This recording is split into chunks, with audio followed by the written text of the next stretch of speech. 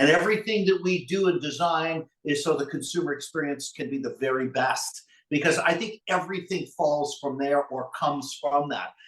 Deals are a natural byproduct, doing the right things, having higher sold ratios, negotiating better, having better skills and development, better buyer presentation, listing presentation. These are all natural byproducts of doing the right thing as a team collectively. I think you lose a lot of that when you just throw a bunch of numbers or become a mass brokerage and people are doing their own thing. And again, I'm not saying it's good or bad or right or wrong. I'm saying that's the difference I've noticed. I used to chase the ROI all the time, return on investment. And over the course of time, that has evolved into what I call return on life. Welcome, listeners. It's Randy Dyck here. We're back with the Return on Life podcast, where it's not about the ROI. Did you hear that? It's not about the ROI. It's about the ROL, the return on life. And what is return on life to you? That could be something completely different than myself or my amazing guest, Dan Plowman. Dan is what I would call, hey, these are some words that I think of when I think of Dan: go-giver, pioneer, trailblazer, innovator, relentless, elevator, and then most of you know him as a coach or a mentor. I met Dan back in 2011, I think it was, and Dan was going across the country and giving team leads guidance on how to build their team and give them structure. And that's where I connected with Dan first. He gave me so much value, and today I just really admire what he's done still. I see him as a friend and somebody that I can lean on whenever I need some help. And I'm so excited to welcome Dan here. By the way, I should mention that Dan's been in real estate since 1989, longer than me.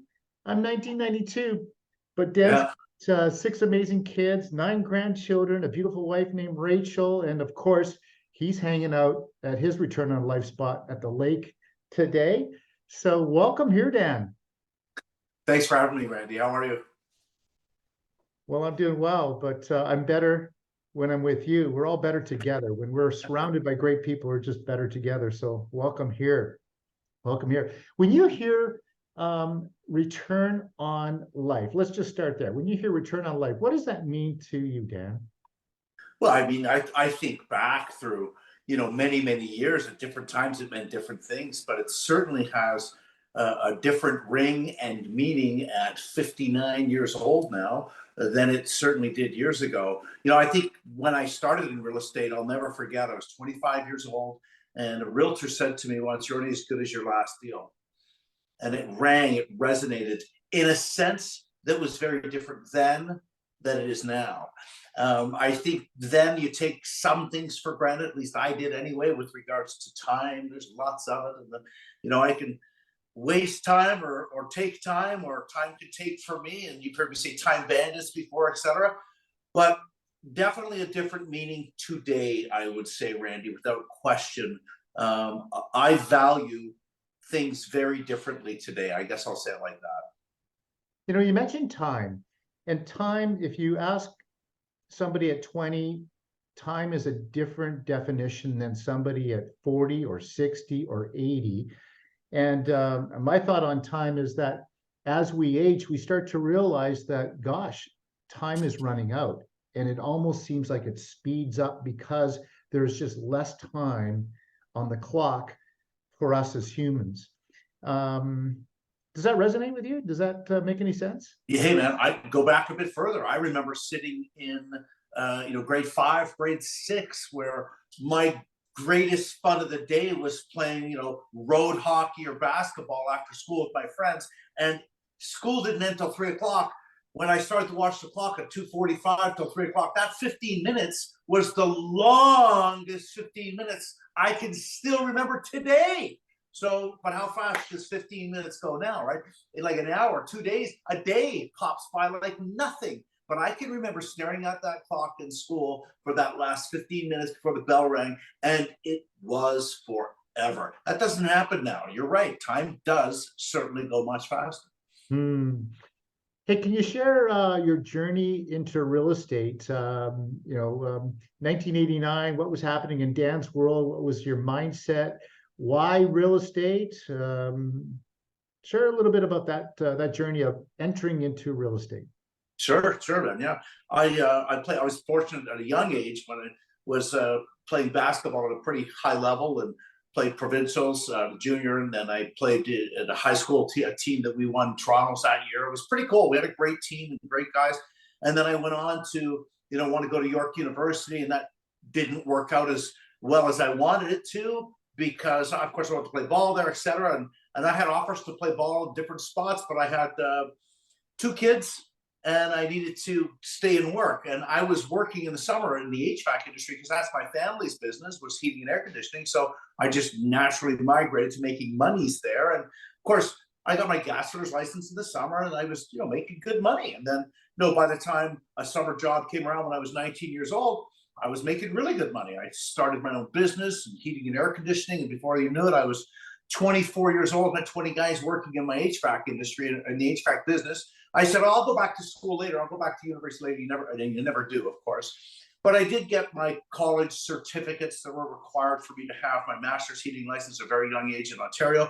And I did continue and finish some university courses, but they were part-time at night. And then I did very well in the HVAC business. But what I enjoyed the most was, even though I was swinging the wrenches and helping the guys a lot during the day, I had built the business and enjoyed that part of it, but I loved the sales more than anything. I'd go out in the evenings and I would do sales. Even when I was tired, I remember coming home, getting the shower and changing, getting in nicer clothes.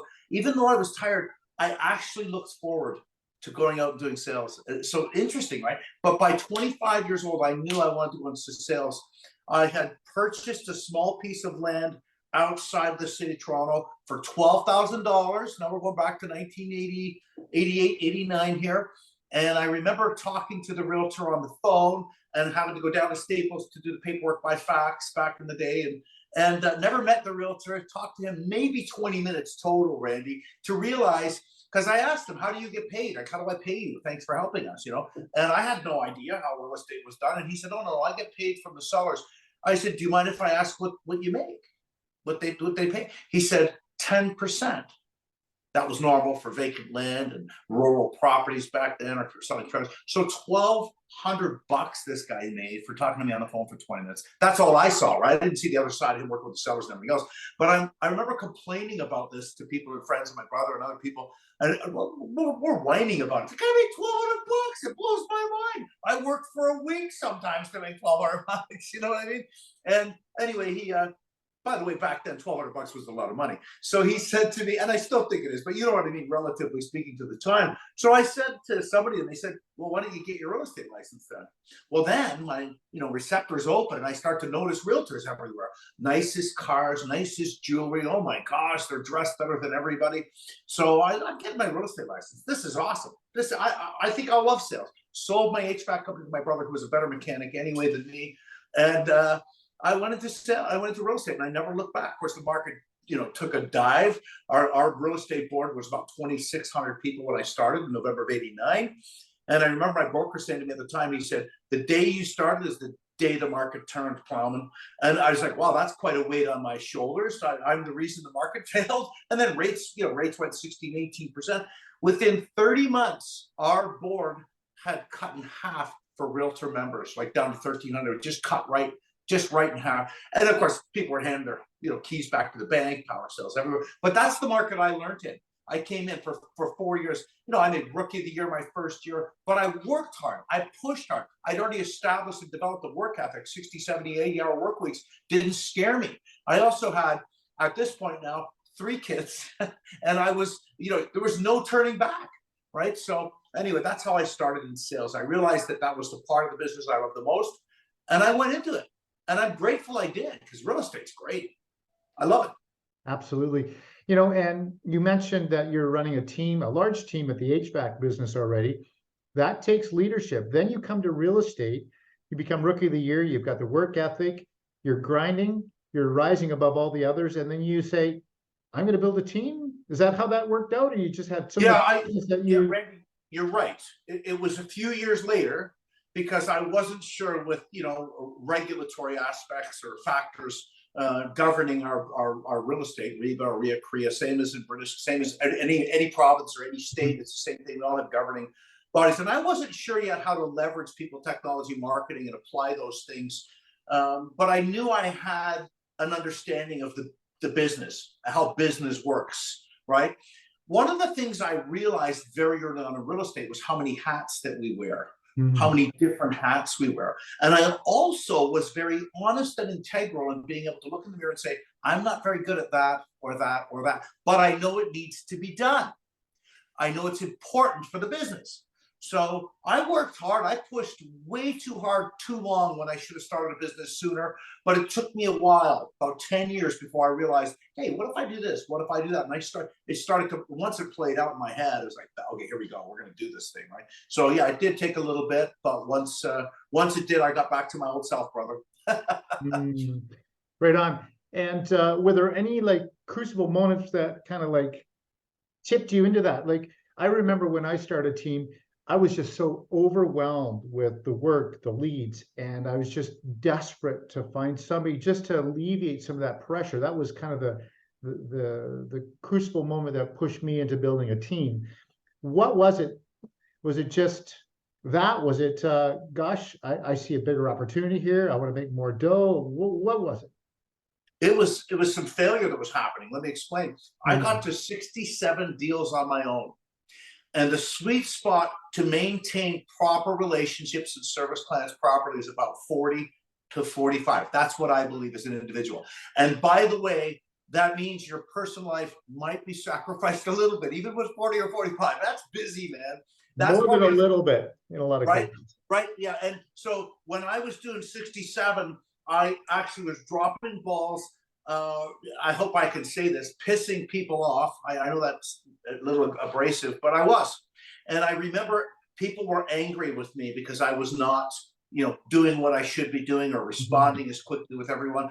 And I can actually remember saying, I've either got to go back to 40, 45 M's, or I've got to go the other way, but I've got to bring some help in here. That was the moment for me. And I remember that vividly. I remember that day vividly because I had a couple of arguments with clients on the phone and they were right. They were right. So I was dropping balls, brother, but I remember that moment vividly. That was it for me. Hey, let's talk about the number of deals. So 40, 45 is the deal count that you say is the magic where you can still be super productive and still be high on service and give great service at a pace that everybody appreciates. Do you think that's still true today? Because I see agents, like the production of agents is significantly less these days. Is it the work ethic? Is it the expectation? Is it the regulations and all of the protocol we have to go through? Or is it just the commissions are larger and people just feel like, I don't need to work as hard? Maybe a bit of all those things, but I also did not see back in the day teams. That was a thing you'd never heard of. You might see husband and wife working together, but you never, and that was the earliest form of teams, really, wasn't it? But you didn't really see it then. If you look on every board now from here through Calgary, through British Columbia, pretty much all over North America, if you look at every board, most of the deals being done are being done by a form of team, one or another. And then you have the individuals, true individuals, below that. And when you look at true individual numbers, I believe they're not leveraged as much in deals because more early on now, people will move in the direction of teams, whether they join or become team leaders. So I just think it's more of a team thing now. That when you get to 40 or 50 deals, you will naturally migrate there because it's an understanding that can be done. Where before, I don't think it was thought of. I remember teams very early on, and I had a tag in my Dan Plowman coaching, the future of real estate that I would use. And I can remember broker owners coming up to me on stage or saying, in messages, oh, this is just a fad. It's never going to last. Teams will never take off. It's never going to work. Well, they're doing most of the deals now on most boards. Yeah, they are. Definitely are. I've been privileged to be in a number of rooms in the last 12 months where it's just high-level teams and high-level masterminding in teams. Nice. And there is a shift that's happening with the team model. Some of the team models just don't work anymore. Of course, it's changed over the course of time. You've been running team for, is it about 25 years now? Yep. it's almost 25 years now that I've had the team. Yeah, 18. And has your idea of the model and the way you've structured it changed at all over those 25 years? Are you still pretty much running it similar to what you did when you started? And of course, the first year or two, you're kind of learning and grinding it out and finding the sweet spots. But it was just really interesting being in these rooms and how few teams are actually profitable right now in the market that we're in was the aha moment in those rooms.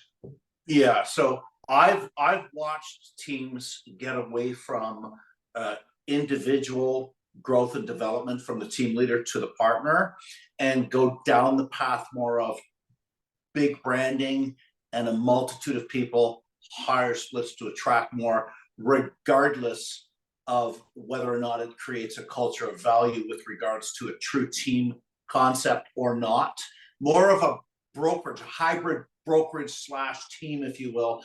And that's, I'm not saying it's good or bad or right or wrong. I'm just saying what I've seen evolve with most of the bigger teams where, some of these guys that were running tight teams with 15 agents doing 150, 200, 250 deals a year have gone to 65, 70 agents, changed their splits, and they're happy doing that, knowing that they're able to do the amount of deals they do and maintain or dominate a number one status in their communities. So I've watched things change, but there are still a very few amount of teams who have maintained, in my opinion, a true team concept. 15 or less, if you will, under 20 partners on the team, different departments that are set up to help elevate the licensed realtor, and that's the culture. Everything we do is to make sure those guys have dollar productive activities, and everything that we do and design is so the consumer experience can be the very best. Because I think everything falls from there or comes from that.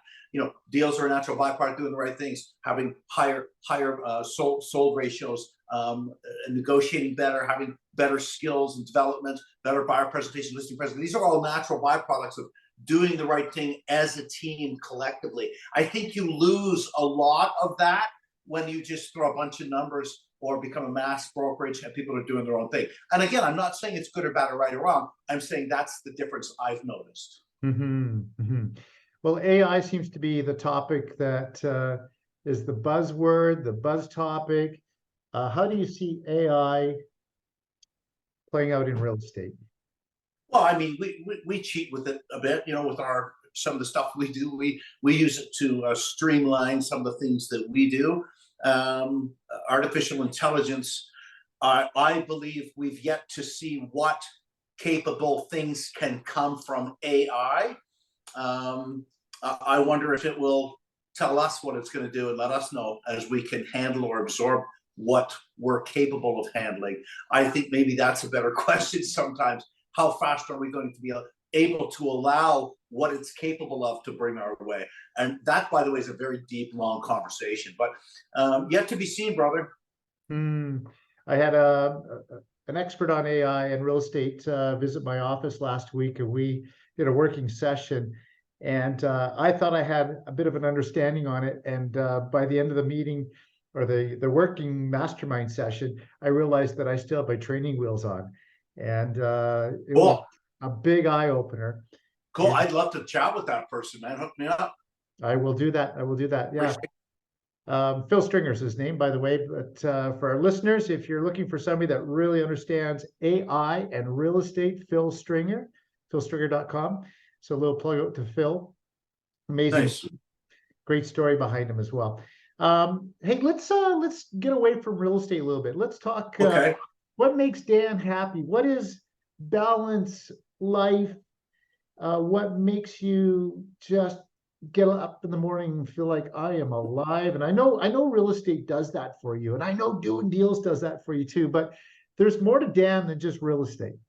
Well, yeah, I mean, sure, absolutely. I mean, I love that my team is so productive. I think the bigger thing for me now is, when I talk to my director of operations or my wife, who's the broker record, I'm like, hey, how's so-and-so doing? How's so-and-so doing? How's so-and-so doing? And I'm able to maybe sit in on a one-on-one with them, which we do once a month with our partners to make sure that they're, we're doing what we can to make sure they reach their goals, that they're on track to do what they want to do. Because my team platform very much believes in no expenses for realtors, and getting them to six figures as quickly as possible within the first 12 months. And then we teach them how to make 200, 250, 300, and then the sky's the limit from there. Some people make 700,000, 800,000 on our team. So my goal and my joy truly comes from watching people grow, develop, buy cottages, buy multiple homes. I mean, that's exciting to me. One of the girls on my team came in the office, and we asked every week, and one of our two meetings, we have Mondays and Fridays, what's something that happened last week that was amazing for you, or what you're grateful for? Gratitude's a big thing. And she said, I am so grateful for all the wonderful things. By the way, this person's been on my team for about 17 years. I'm so grateful for all the wonderful things that come my way over the many years I've been a part of this team. But how amazing is it that last week I was able to pay my mother's mortgage off for her and surprise her? That's pretty cool, man. And I feel I'm a part of that. Like, I feel, hey, this is great. Our system's helped with this stuff, right? So I really I can honestly say I genuinely enjoy watching people grow and develop. Because when I started and I was alone, I brought the first person in, I was a different person, man. It was like, I got to share a deal with somebody. I don't know if I can give this money away. And basically that's how it felt. I'm giving you a client. What if they only want to see me, And then it was like a step backwards to make two. But then I realized, hey, if this person prospers, I make this person as good or better than me at doing this in that area, and then I can do it again and again and again. And that's ultimately what happens. You've got to sometimes shelf the ego and shelf the me, and look at people and say, I want you to do amazing. I want you to do amazing things, and I know you can. So that's cool for me. That really gets my blood flowing more now than doing deals, because deals are a natural byproduct of helping others. I can even say that. I love that. Everything rises and falls on leadership, as John Maxwell would say, and 5 levels of leadership. Yeah, and how that works is that you have to allow people to leverage you. Like, leverage, a lot of people think, well, I'm going to leverage you. Well, you allow those agents to leverage everything that you've learned, done, you've created, and then you allow them to go and build legacy on their own because of that. That is true. Awesome. And so I just love the way that you shared that. That is pretty exciting. Who are your influencers? Who's influenced you in some of these things? And have you had a coach? You've coached me in the past. Have you had a coach? Oh yeah, for sure. I've had some coaches over the years. Absolutely. I've had many different coaching experiences. I've had business coaches as well, as I, reached different levels. And some of the big influencers in my life come from books. I love reading now, Randy, and I did not love reading most of my life. I have truly embraced and enjoyed reading probably only the last 5-7 years, brother. Not like a long time in my life, man. And I'll tell you, it's changed me. It's just grabbed me, man, like a magnet. I love a lot of great leaders that I've attached myself to from books. I'm a big fan of Tony Robbins. I've done work with him and done courses with him. I've been on stage with Robin Sharma. I've had him speak at my events. Robin Sharma, phenomenal soul and spirit. Mm-hmm. I'm rereading one of his books right now, and I love it. I've got a lot, man. I go on and on of people that have influenced me over the years and over the days. But I think those two right now, probably because I'm reading Robin right now, jumps out at me right now. I'm reading Everyday Hero again, and it's a great book. You've read it, I can tell by the look on your face. It's a great book. He's a great guy. But I've got a lot of people that I could actually go into with regards to books as well. I know I've mentioned this a few times on the podcast, but there's a book I think everybody needs to read called Who Not How by Dan Sullivan and Ben. Dan Sullivan, awesome author, awesome guy, man. Yes. And so often in our lives, I think we think of, well, I'm going to figure out the how. I got to figure out how to do this, how to do that, rather than just finding the who. Not only that is awesome at it, but absolutely enjoys it. Where we struggle with doing some things with the how because we're not either good at, we don't enjoy it, but we just know we got to get that stuff done. But that is a great read as well. Yeah, Avoid the push. You don't have to push. Because people that love or embrace those wonderful things that you may dislike very much, they have an interesting way of doing them with effortlessly. It's amazing. It's incredible to watch. So that is one thing that's kind of limited my success at times, because I'm going to do it rather than finding the who. Is there anything that's limited your success that comes to your mind? Well, you mean now or over the years or both? All the above. Well, I think, when I look back, I think of all of the things that I did know and didn't apply soon enough.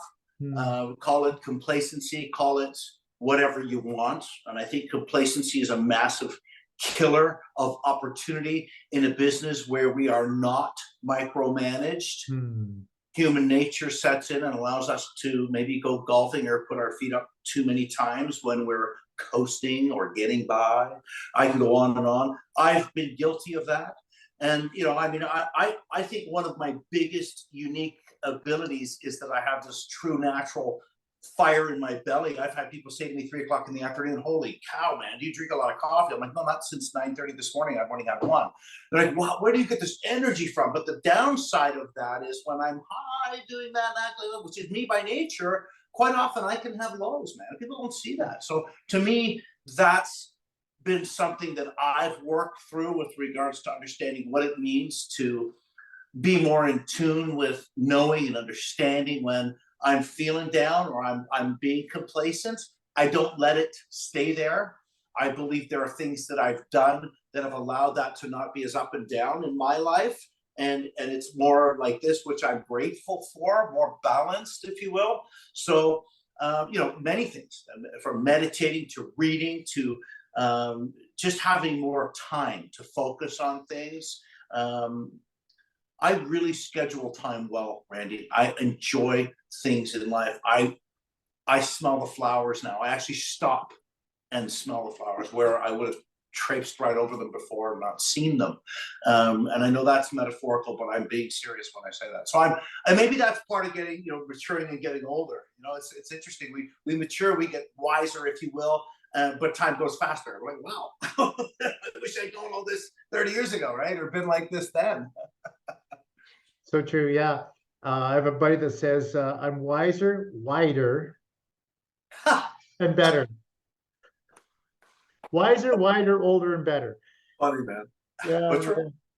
You talk about energy, and you've got tons of energy. I've been with you, in rooms, and you just have a lot of energy. I had a great guest on a while ago, Scott Smith, and you won't know him. I didn't know him until I interviewed him, but he had a really cool piece on energy. He said, energy plus tools equals creation. And you decide what creation is, and you decide what it's your energy. Then you decide which tools you're going to play with or use, and then you create something. And then he also talked about just having silence and being in the power of your own presence, because that's when you understand presence. And you talk about, in the past, you just, plow over the flowers and you wouldn't even see them, smell them, adore them. And so I really appreciate you sharing that you're finding that. I'm in the same place in my life, and maybe that is age. Maybe that's where we've maybe arrived in different places. I don't know, but I'd really encourage our listeners to really think about presence and quietness. And by the way, who are you in the quiet? I see pictures of you on your dock in a beautiful, chair, relaxing. Is that Dan in the quiet, or what is Dan in the quiet? Family. I had 6 kids and 9 grandkids. I've got 3 kids from our first litter. They're like, and I say first litter, second litter because the kids hate that when I reference it in that manner. And so my older kids are like 39, 41, and 42 this December. 41 and 42, the oldest. And then I have a 15, 17, 19-year-old, and everybody's close. Everybody lives close. Which is cool. I mean, really cool that everybody lives, within not many kilometers. So I get to see everyone. We have, the lake house or the cottage, and then the big house. but it's awesome that, and the lake house property has two properties on, two homes on it. So I'm very, very fortunate. And this was the why that made me cry for a long time, was to make sure I had a cottage on this lake, Balsam Lake, where my wife and I got married, that we could come as a place where we could, be grounded. And when I talked about that vision years ago with my wife, I didn't have two nickels to rub together, probably years and years and years ago. And, but I said to her when I married Rachel, I said, give me 10 years, I'll buy you a cottage on the lake. We got married on the lake. And she said, yeah, okay, like, sure. But it was 10 years to the day, by the way, the offer was accepted. Amazing, right? To the day. I talk about manifestation. To the day. So, don't tell me that nothing is manifested. Brother, it's so powerful, man. It is. We could talk about that, Randy, for hours. And I could tell you some stories that chills up your spine. But I'm so grateful that I have a very strong family, connection, and places where we do come and connect. And it's immediate. We do every holiday together, and then the kids enjoy the cottage here as much as they possibly can, as well as the grandkids. So for me, that would be the guy, I guess, behind the scenes you maybe don't see much, is just the family guy. I love it. You're giving me goosebumps. You're giving me goosebumps, Dan. And that kind of stuff that you just shared just doesn't happen. It happens with intention, which I know you're a very intentional guy. It happens when you are a man that really shows your love. I mean, I think you're a very soft individual. I mean, you can come across as this really strong individual, but I think, there's this super soft, compassionate, empathetic, and, a guy that I would say, well, I'm going to go a little bit deeper here. You got to love yourself so you can love others. Yeah, I believe that. I think that's a good thing. Absolutely. I mean, my wife will tell anybody that, yeah, Dan seems, aggressive or abrasive sometimes when he comes in the room, but he's the softest teddy bear around too. I mean, it's funny. One of my 6 children has a very soft soul. If I were, or we were, more aggressive with her or talk to her the same way we might somebody else, she'd be quicker to break into tears. And I can be like that, believe it or not. So yeah, you're right. You pegged me. Sure, I have a soft side, man, but I like it. It's okay. It's cool. You taught me through that your program. You put me through DISC. Yeah, there you go, bro. Yeah. Hey, what's your greatest gift? I think identifying people where their unique abilities lie and help directing them in the manner in which they're going to enjoy their day. By that, I mean connecting them with the perfect job description. I think I'm really good at that. I really do. And I think unique ability is a big word, right? Those are big words. Yeah, that is a great gift. And not only is it a great gift for you, but you're giving a gift to everybody that you help with that and understanding where they fit best. So that is amazing. So on the other side of gifts, there are fears. Fear, is it a motivator?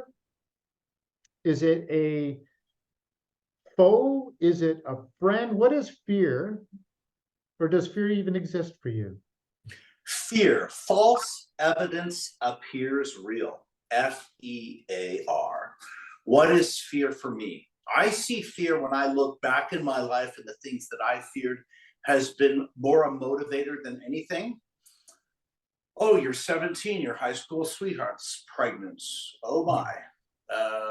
That's a pretty good motivator to grow up a little faster, maybe, not waste time, maybe learn how to go make money sooner. Is that good or bad or right or wrong? I'm not judging it. I'm just saying fear sure kicked my butt into gear in a different direction, mind you, but not a bad thing. Coming into real estate in 1989, watching the real estate board cut in half as far as membership goes, sitting behind my desk the first 2 months, wondering if I made a big mistake selling my HVAC business that was making money. And here I am going, people are leaving this business. What's going on? What am I going to do? Fear kicked me into another gear. I went from working what I thought was a lot of 50 hours a week to about 80 to 85 quickly. Fear kicked my butt, which motivated, inspired me to stop doing one open house on a Saturday to 2 on a Saturday, 2 on a Sunday, 1 on a Tuesday night in a busy road, 1 on a Thursday night in a busy road, consistently for 3 years in a row. And I met more people than anyone. And my income went up when people were leaving the business. Fear, I can go on and on and on, Randy, but I will tell you from experience, and many of them, I don't think fear is a bad thing, brother. Well, I'm with you. Fear is a powerful, powerful motivator. And it's motivated me to do many great things. On the other side of fear is courage. And so Well, when we have that fear and we fight through it, then we found courage in ourselves or in whatever it is in front of us. So I think fear is a wonderful tool. Everybody responds differently, you know, when they hear that word, and some cower. Well, then I sense that they're not very courageous in accomplishing something. But yeah, your business today, is it more bulletproof than ever, or how do you see that? well, I mean, I don't want to ever lose humility to think that, you know, you're untouchable as far as issues, problems, concerns, or changes that could happen in our industry that would, you know, change the way we do business or how we do business, or if we could do business. I don't ever want to feel or seem that way.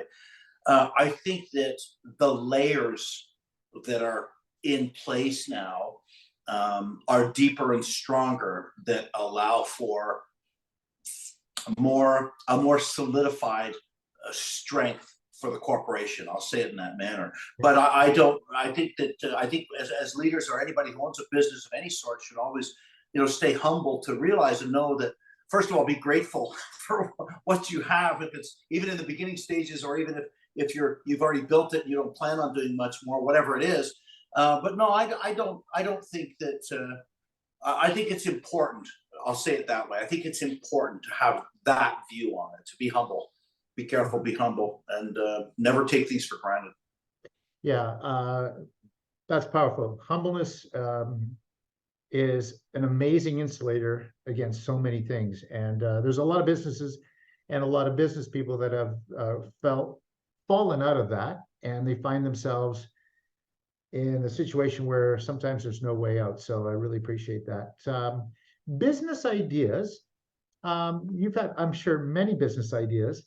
Have you tapped into your biggest and best at this point, or you think there's still another one there? And I'll say, let me just share this. The most productive ages in a human are beyond your years. Studies show that the most productive years, financially productive years, are 60 to 75 years of age. So has the biggest idea, the biggest venture found you yet, Dan? I hope not. I hope not. I'm excited and I'm open. And I have, you know, I've got one daughter in second year university at Western doing the business program. She's got the Ivy business program there. And she's starting to bombard me with ideas. I can see the juices starting to flow.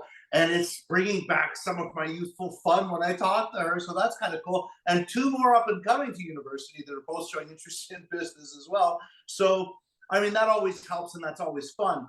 You know, Randy, it's interesting you say that. I'm almost 60 years old, and I genuinely believe there's some more things. I sometimes believe, and I love these words, I sometimes really believe it too. And maybe more, even more now than I did 5 years ago. I'm just getting started. Mm. Isn't that cool? I agree. I believe you there as well. By the way, I just turned 60 about a month ago. So Right on. it's a fun spot to be. There's so many great liberties as you grow through the ages, and people fear age, but I just think there's greater liberties in front of us every time we accomplish something, or we get a new decade under a belt. So good on you for almost being at 60, and you look fantastic, by the way. Ditto, man. Thanks. Wow, looking great. Challenges that we may be facing as an industry, or in your life, your business, any challenges that you see coming up that we should be sharing with the listeners, so we're preparing them for something that they maybe have no idea of? So I assume your listeners or audience, most are realtors, I assume. Not Well, necessarily. not necessarily, but a lot of them are real estate agents and realtors. Okay, well, I could reference challenges specific to and in business specific to my industry because I think that I'm pretty attuned with that, especially, running a training company and running an active real estate team, which, by the way, is my unique selling prop with Dan Plowman coaching is, hey, man, we're doing this. We're doing this turnkey. We're selling a house each and every day. We can show you how to sell. If you only want to sell 10 homes a month, we can get you there, right? So, but I will say this, Randy, I've noticed realtors and a large amount of the population in the Toronto Real Estate Board where I am, which is 65,000 realtors or so, whatever it is today, I'm not sure. I probably a little lower maybe, but I can say with the strong integrity, because I watched this happen, a lot of people are new to our business. A lot of people, and by new, I mean some of which have only seen the last 5 years. They've really not seen a market other than, low-lying fruit, and everybody wants to do real estate, right? So it's different now. Things are changing now. You and I have seen different markets, Randy. I can, with great integrity say to you that 89 to 93, 94 was a very different market than 95 to, 2000.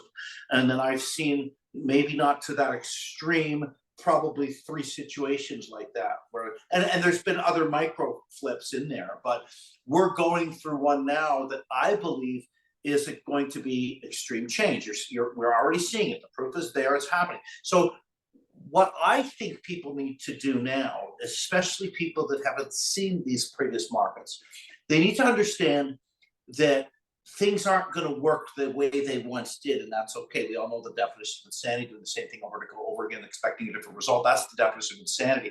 Well, don't go insane and be booted out of this business. Don't be one of those people.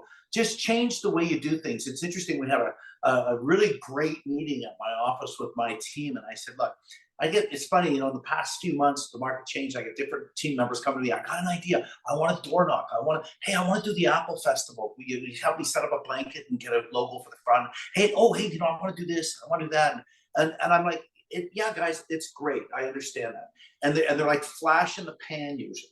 I'm not accusing anybody. They're just saying this is human nature within realtors and probably within most businesses, because you deal with people, business owners from all facets. But they'll try different things because that one didn't work. Let me tell you what the common denominator is in all of them, though. Really, all you're saying is, I want to meet more people. I want to talk to more people. That's all you're saying. I don't care what you're selling or what you're doing. Ultimately, when you try different things, all you're saying is you want to meet more people. That's it.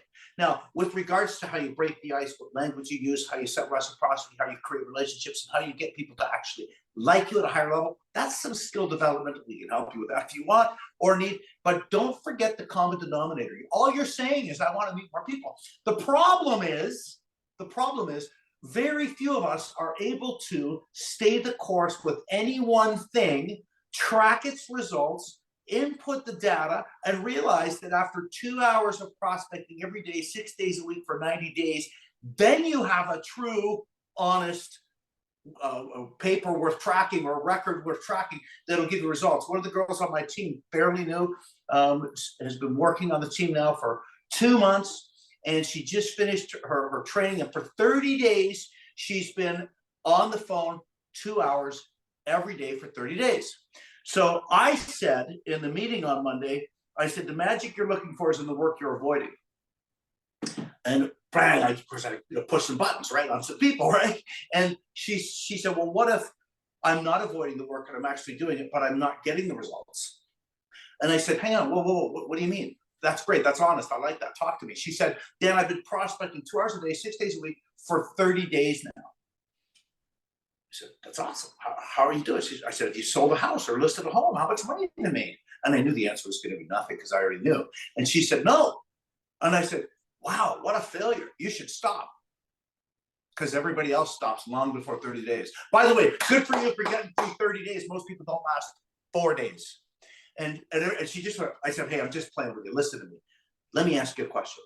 Have you put any quality follow-ups in your CRM, real estate flow? And she said, and I was hoping she'd say at least 4 or 5. She said 32. The room just went like this, and I clapped. I said, now that is success. I said, out of those 32, how many would you say are integral, from an honest, integral standpoint, going to do some form of business with you in the next 12 months? Because that's cash flow to me. She said, at least 5 of them. I said, Julie, I said, you've got to understand, this is huge. You keep going for 90 days, you're going to start to turn money over now.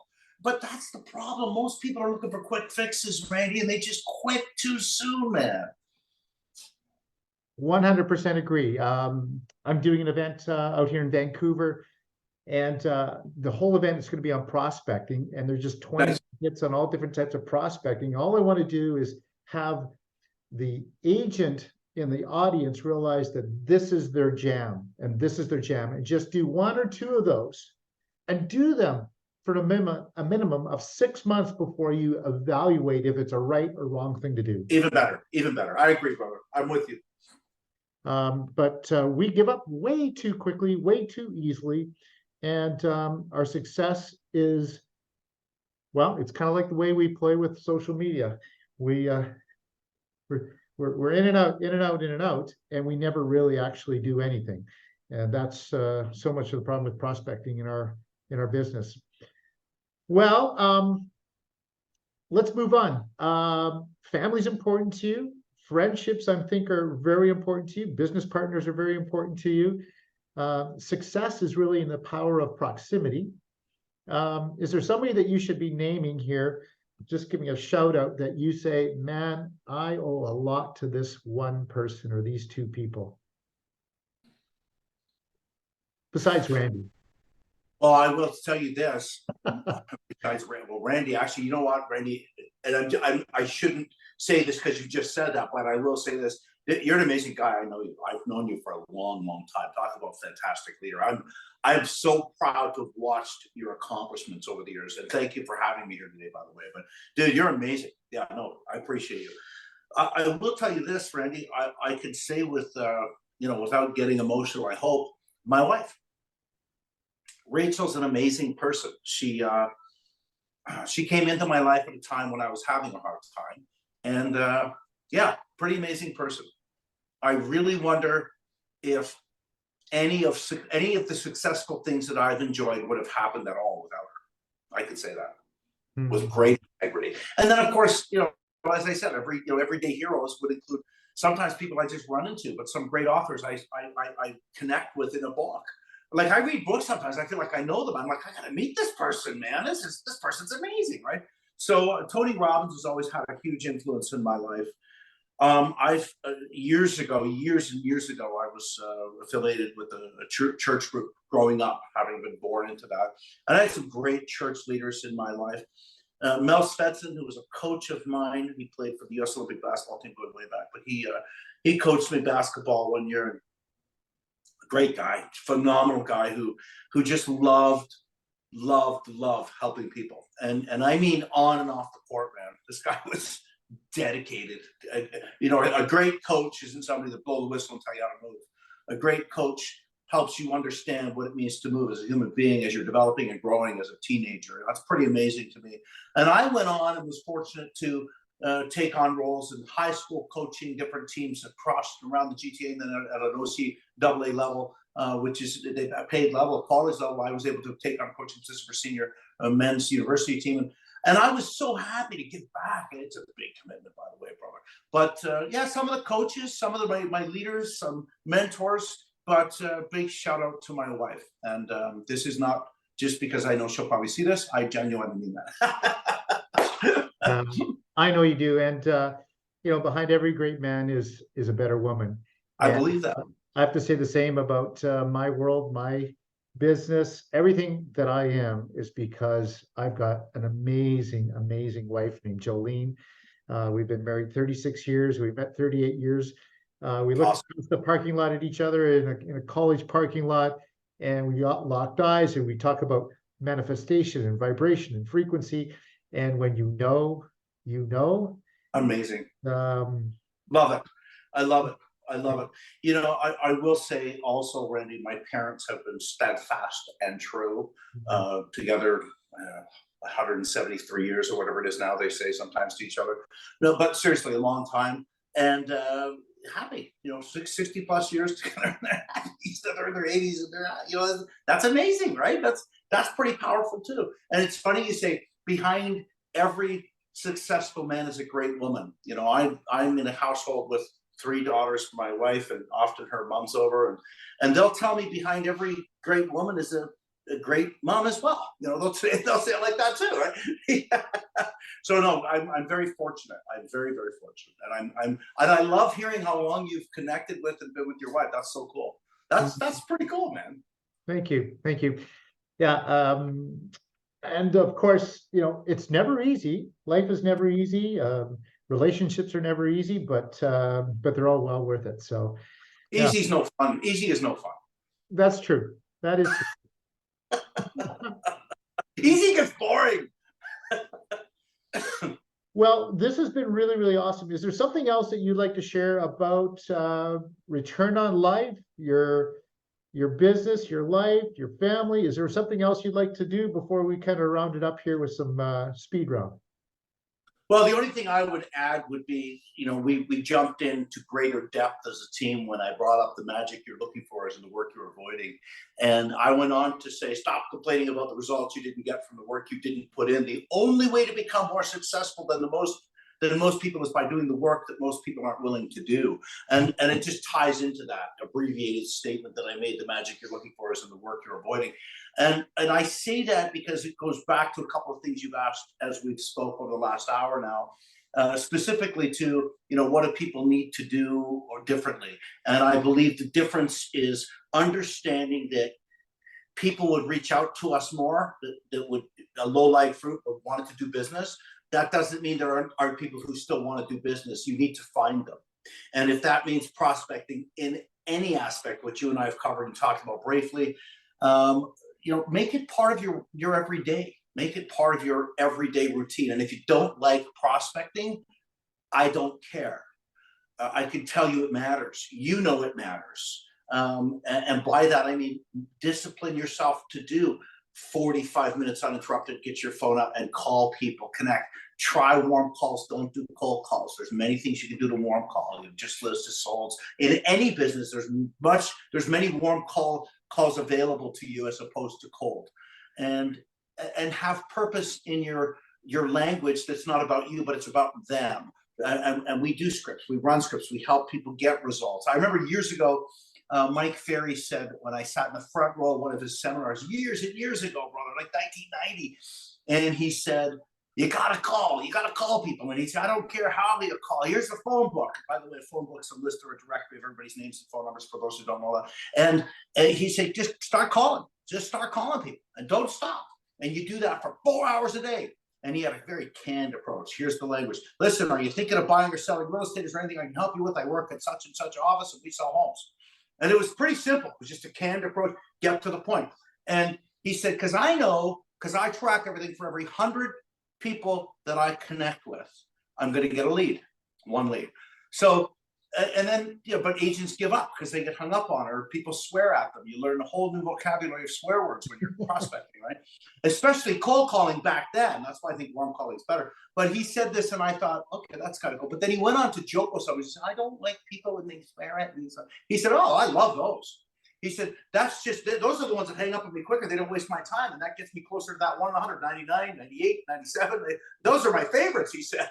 And I thought, that's an interesting perspective, right? He sees that as a plus when somebody gets off the phone quick and swears at him, where other people would be crushed by this stuff, right? So I think a lot of the stuff we create that stops us or freezes us or stops us from moving forward or pushing or doing more is just crap we make up in our head. And I think we need to shift our perspectives on how we see things, change our habits by implementing 45 minutes to an hour of calling, and then get out of the office and take a break for 50 minutes, come back and do it again. You reward yourself with that. There's little things you can do and put into place that will create new habits that will allow your life to adapt as the markets change, so you will be successful in any business. That applies to any business, right?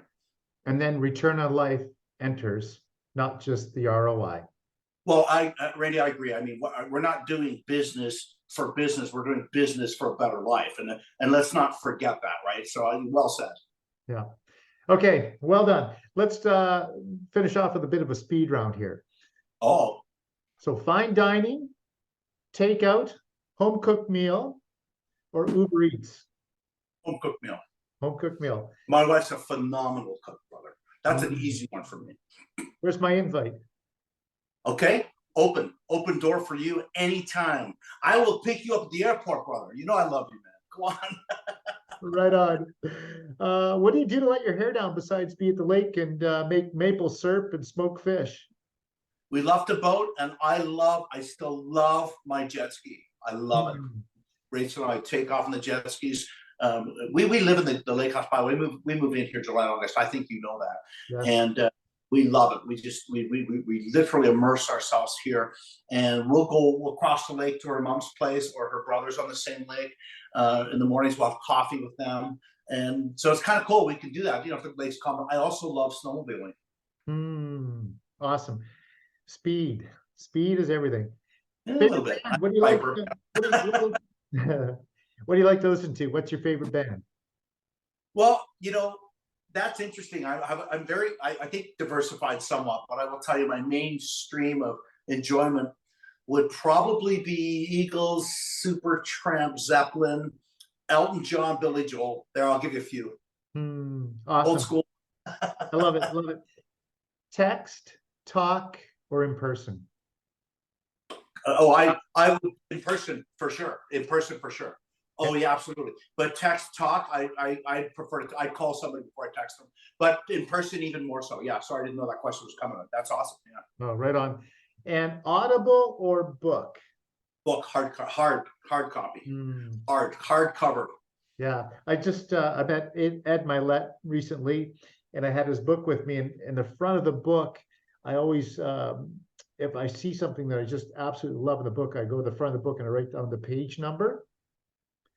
Right, so I can go back to my book a year later, 10 years later, and go, what resonated with me in this book? And I just go, oh, page 38, and I go to 38. I And, love that. Cool. and so I had Ed sign it where I'd taken my notes. It was really cool. That's so cool. So I highlight and go through a book, but I like what you're doing better. I think actually because I highlight it too, or I circle it and star it. That's quicker reference. Yeah. Okay, last question, trick question.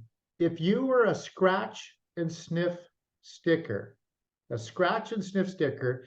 I came and scratched your back, what would I smell? Do I understand this question?